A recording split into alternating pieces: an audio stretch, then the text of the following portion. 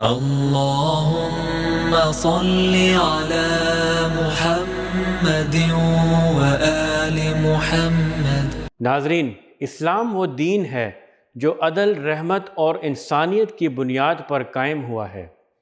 یہ پیغام صرف مسلمانوں کے لیے نہیں بلکہ پوری انسانیت کے لیے ہے۔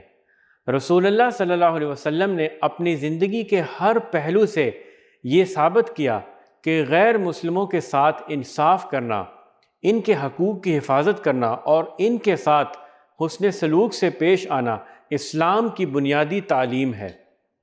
ارشاد باری تعالیٰ ہے، اللہ تمہیں ان لوگوں سے نیکی اور انصاف کرنے سے نہیں روکتا جو دین کے معاملے میں تم سے جنگ نہیں کرتے اور نہ تمہیں تمہارے گھروں سے نکالتے ہیں، بے شک اللہ انصاف کرنے والوں کو پسند کرتا ہے۔ یہ آیت واضح اعلان ہے کہ اسلام غیر مسلموں کے ساتھ عدل اور احسان کی تعلیم دیتا ہے۔ جب نبی صلی اللہ علیہ وسلم نے مدینہ میں اسلامی ریاست قائم فرمائی تو وہاں یہودی، عیسائی اور مشرک سب آباد تھے۔ آپ صلی اللہ علیہ وسلم نے ان سب کے ساتھ ایسا معاہدہ کیا جو تاریخ میں میثاق مدینہ کے نام سے مشہور ہے۔ اس معاہدے میں ہر شہری کے جان و مال کی حفاظت کی ضمانت دی گئی اور سب کو اپنے اپنے دین پر رہنے کی آزادی ملی۔ یہ اسلام کی رواداری کی روشن مثال ہے۔ رسول اللہ صلی اللہ علیہ وسلم کی عملی زندگی بھی اس حسن سلوک کی آئینہ دار تھی۔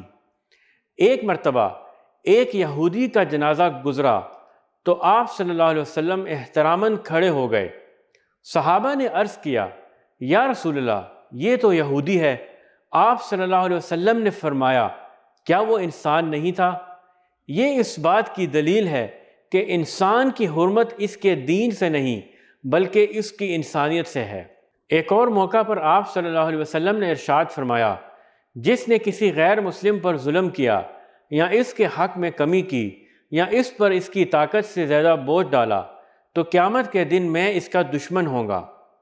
غور کیجئے، وہ نبی صلی اللہ علیہ وسلم جن کی شفاعت کے ہم سب طلبگار ہوں گے، وہ خود اعلان کر رہے ہیں کہ غیر مسلم پر ظلم کرنے والا ان کا دشمن ہوگا۔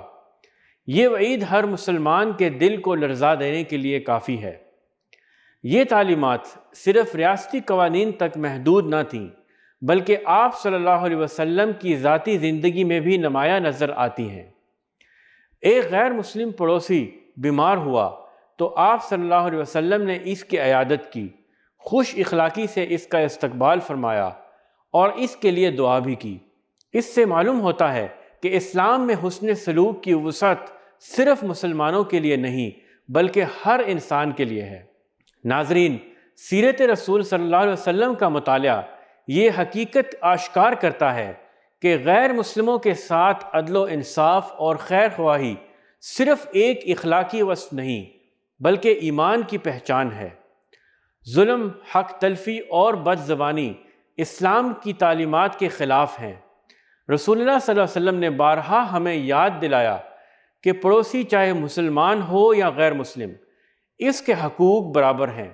اس کے ساتھ نرمی، انصاف اور خیر خواہی ایمان کا تقاضا ہے۔